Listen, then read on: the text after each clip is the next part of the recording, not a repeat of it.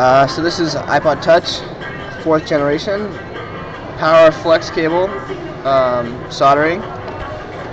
Just a quick tutorial here. So first thing you're going to want to do here is a little bit of flux in this vicinity here, charger port area, or flex cable.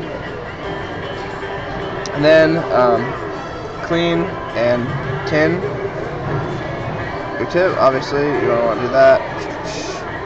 Solder them, clean it up as always.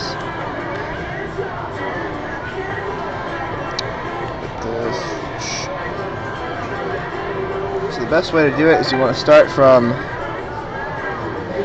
the top, so like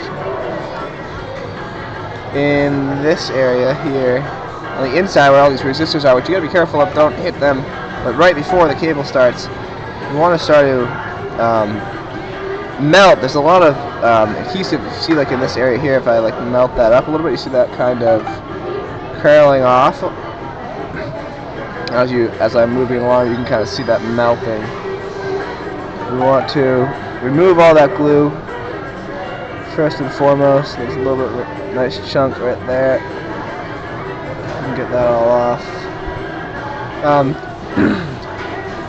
Make sure you're cleaning your tip in the process, because it will kind of gunk it up a little bit if you don't.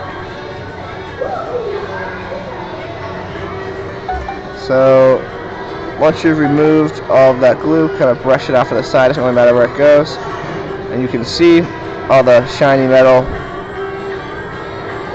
contacts here.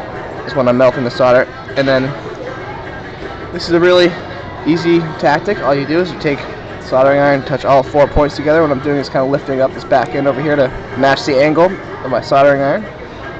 Lay it flat here, wait for all these to melt, and then just kind of well, actually lift it up a little bit. So the front end here, see that? Little bit tension on the cable.